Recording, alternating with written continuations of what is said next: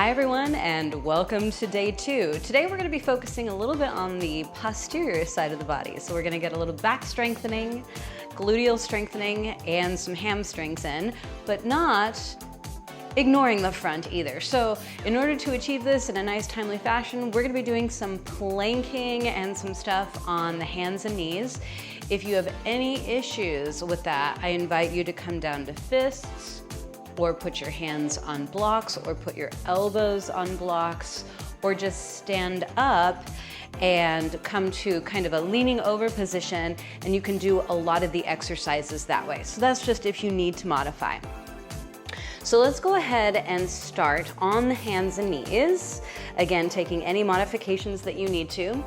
And we're gonna take a moment to just think about that breath here. So I'm really gonna let my belly kind of hang on the inhalation.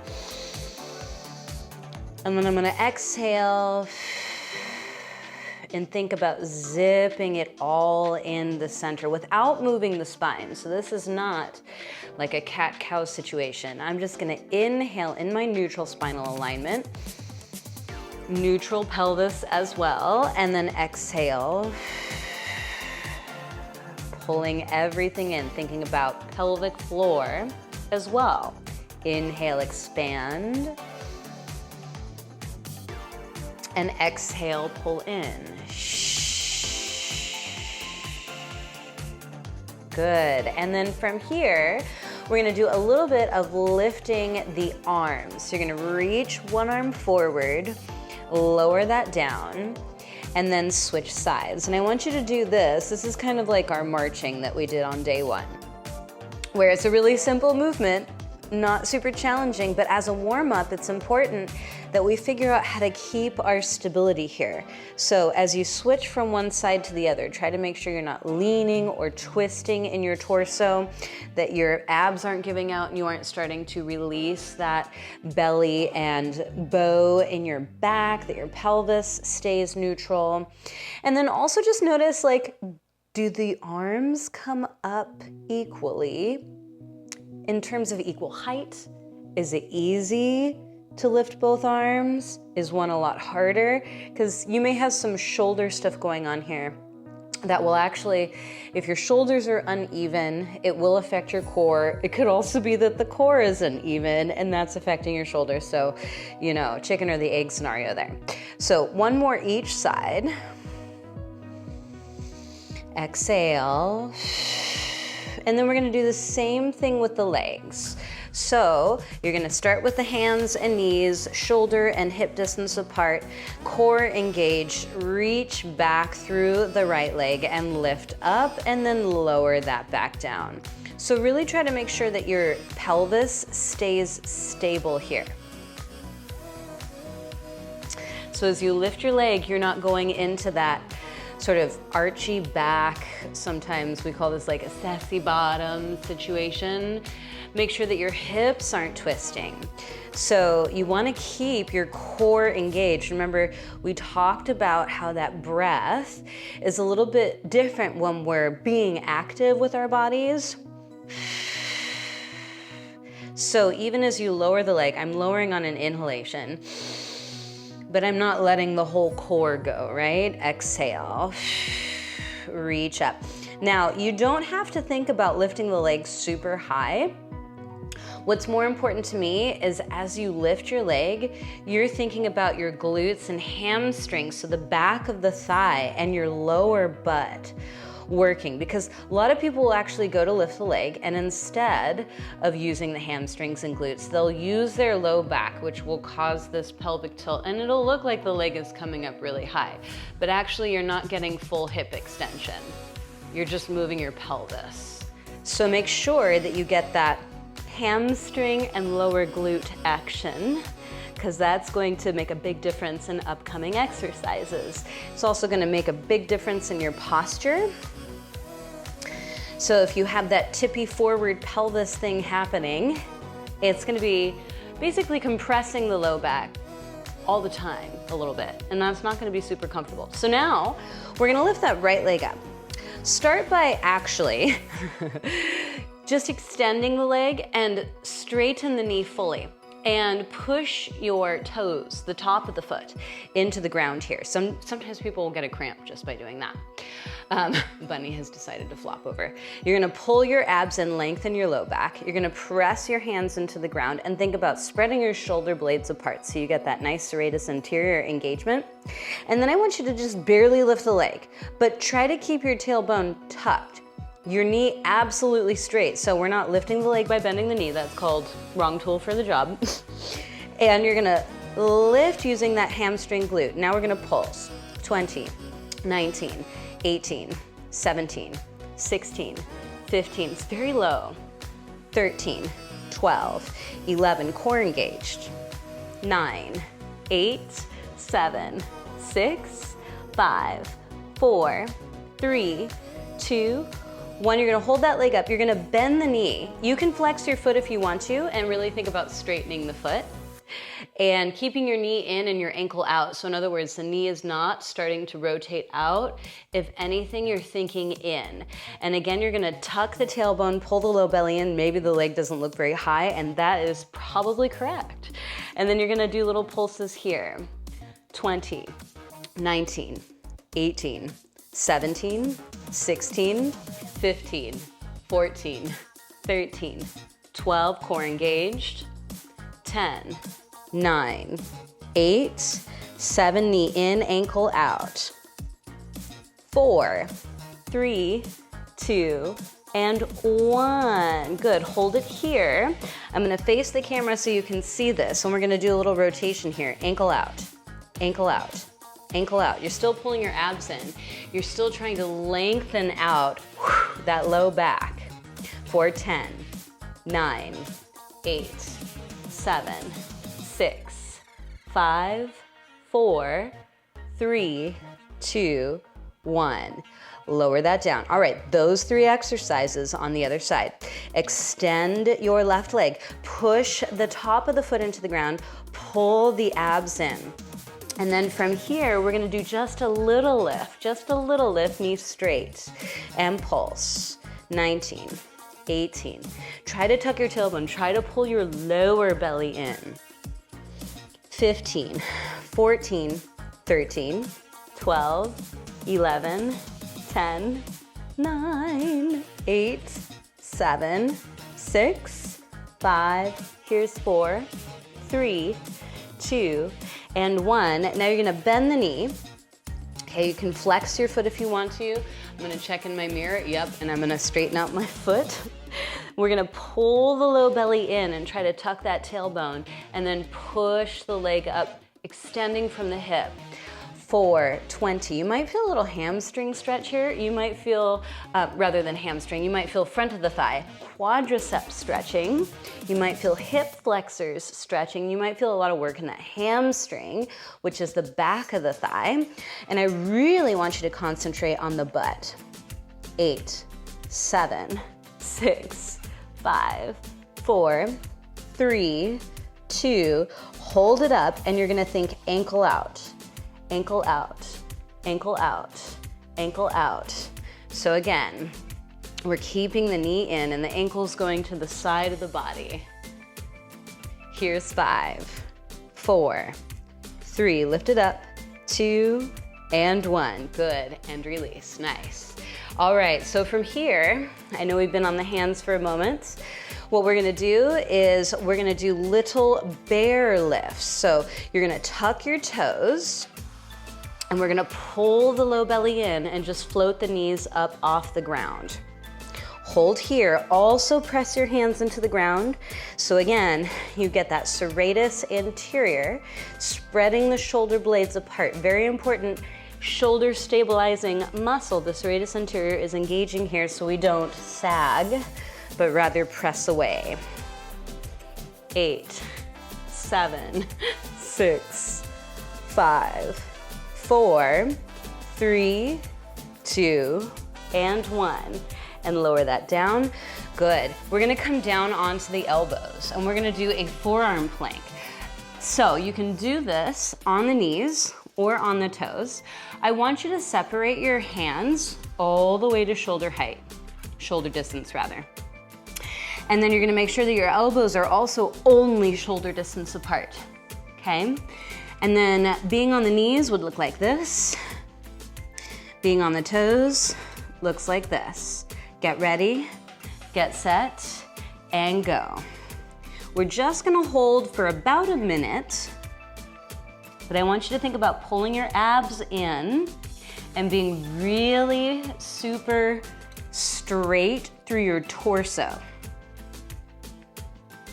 Once again, push your elbows into the ground so you feel the shoulder blades sliding apart.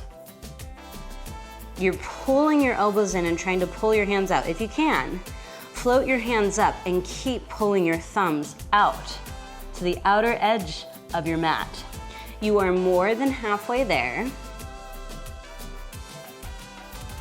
Pull the low belly in. Make sure your back does not begin to sag here. You can think about your lower glutes as well, kind of extending through the hip, especially if your legs are straight, but posteriorly rotate the pelvis. Good. 5, 4, 3, 2, and 1. Come on down. Very nice. So this next exercise might need to be modified for some of you. If you want to go back to your hands and knees, that would be totally fine. Again, you could do a standing and leaning over position. So this is lifting opposite arm and leg. If you're able to do that with your arms in parallel and your legs in parallel, and without grabbing your low back, then you can do it on the belly. So some people need to start on the hands and knees, or again, just leaning over from standing would be fine. Put your hands on a chair. And then you're gonna reach your right arm forward and up as you reach your left leg, opposite arm and leg. Lower that down, switch. Lower it down. Now you could rest your head on the ground if you're lying down.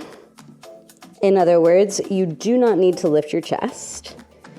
But that also means you have to use a lot of flexibility in the shoulders. So that's why I said, if you need to, be on your hands and knees, because this range of motion is much less extreme, and for tight shoulders, which translates really to weak upper back and weak back of the shoulders, and possibly also tight lats and pecs and things like that, at any rate.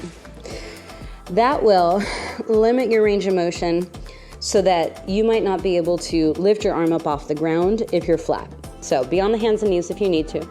But another thing is, as you lift, go ahead and exhale on your lift and try to pull your tummy up. So a lot of people will let their abs go, and again, that back will bow and the pelvis will tilt, and you'll get that like slight rotation of the pelvis that crunches the low back and the SI joints. So in order to avoid that, you have to use anterior pelvic floor, your deeper abdominals, the transversus abdominis, and your lower rectus abdominis. So the lower abs on your six-pack muscle. The abs actually attach all the way down at the pubic bone. So you want to think about engaging your abs really right above that pubic bone. Okay, one more each side. So if you just feel your low back gripping here, that's maybe a good reason to modify to one of those easier versions like hands and knees.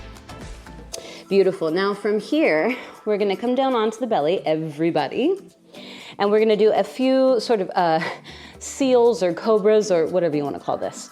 So we're going to be thinking about pulling the collarbones forward. I'm not using my hands to push up and lower down. So we're really thinking about that upper back. Remember, today is about some of the posterior chain. So one of the things that I can do for myself that really helps me think about my upper back is actually move my arms forward and then think about pulling the collarbones forward towards the hands. The head doesn't have to nod, and we're definitely not pushing the hands into the ground. I'm actually trying to pull my rib cage long across the mat. So these smaller movements are really a great opportunity to isolate the correct muscle group. Sometimes when we go straight into those really big movements, we don't know how to isolate correctly. If we don't know how to engage the right thing at the right time, it's really easy to skip over that. So slow it down, make the movement really small, isolate what you want to work. And what we want to work here is the upper back, because if the upper back doesn't work, the lower back will usually try to compensate. And then that's where we get really tight low back muscles, spasms, compression of discs, disc degeneration, and nerve issues. So let's not do that and use our upper back. You can also think about pulling your low belly in or even pressing your hips into the ground, especially if you feel your glutes trying to engage. If your legs start to float, that's your glutes engaging. And one more here. Okay, so I have my arms in front. I want you all to bring your arms in front now, no matter where they were before. And then we're gonna lift right arm up, down, left arm up, and my chest is up. So that's the difference between what we just did a moment ago. Up and down and up. Feel free to slow it down if you need to. For 4 and 3 and 2 and 1. Good. Now you can bring your hands back, or really wherever they're comfortable. You could even put them underneath your head here. We're going to focus on lifting the legs. Now, if you're comfortable and you feel like you've got your upper back on line and it's working properly, I invite you to come into kind of a cobra position, but not a super high one, okay? Because we're going to lift one leg and then the other. So right now what we're doing is we're connecting our shoulders to our upper back. That's what we did with the arm lift. And now we're connecting our glutes and hamstrings with the upper back. So this is real back strength. And a lot of people get really super obsessed with doing a deep cobra because they think that that is what's necessary. But actually these tinier movements are what will get you to engage the correct tools for the job. And right, and left, and right, and left, and right, and left. Good. Now exhale everything down. I encourage you to do one of two things. Level 1, keep your upper body on the ground. We're gonna lift both legs, go out to the sides, bring them back together and lower down. Or if you'd like, you can add a chest lift with that, so long as you know you're using your upper back and not gripping in your middle or lower back. So you really wanna feel literally above your, between your shoulder blades and all the way to the base of the neck.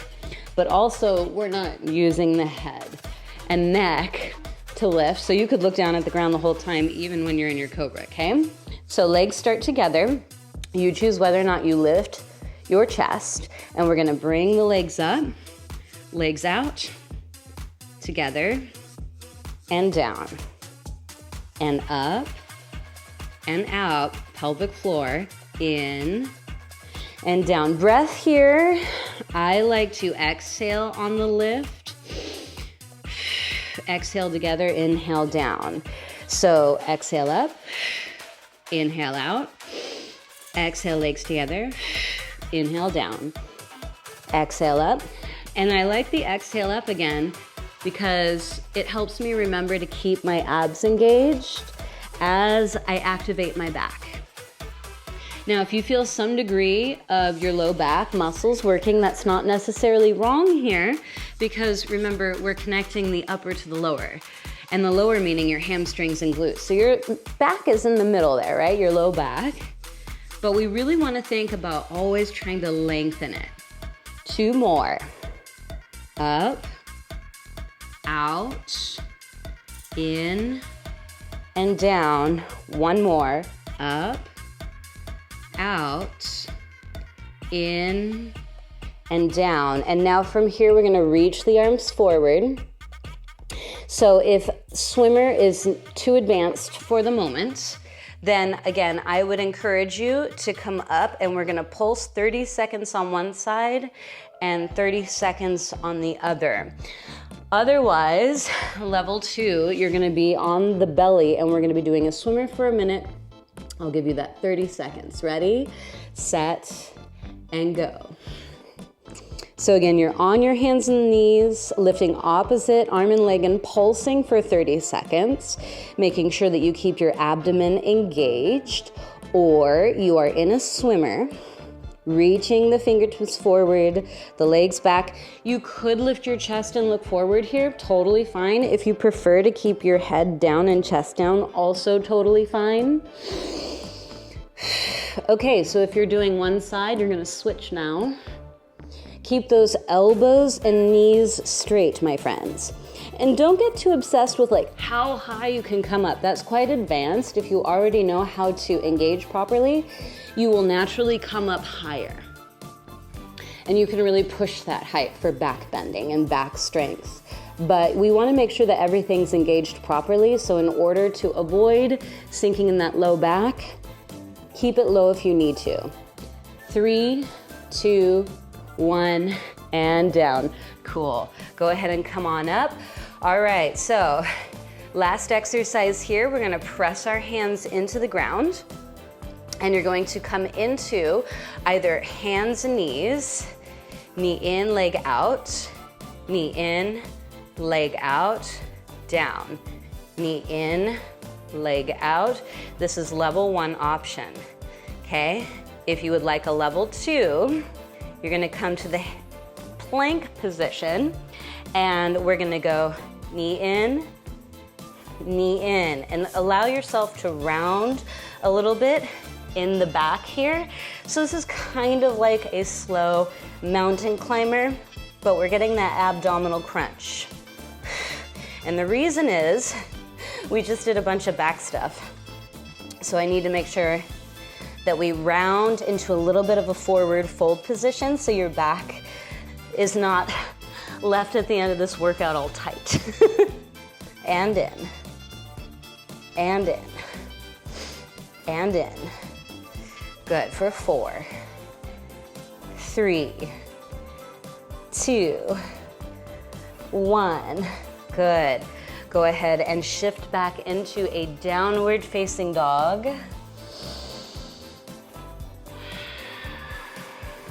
Again, a forward fold type position. You can bend and straighten the knees. You can press one heel down and then the other. You can wiggle your hips around. And finally, lower the knees and come into a child's pose, what the yogis would call a child's pose. Take a deep breath. Congratulate yourself on showing up for day 2 and getting through the workout. And then go ahead and come on up. Nice work, everyone. Thank you so much for being here, and I will see you at day 3. Bye.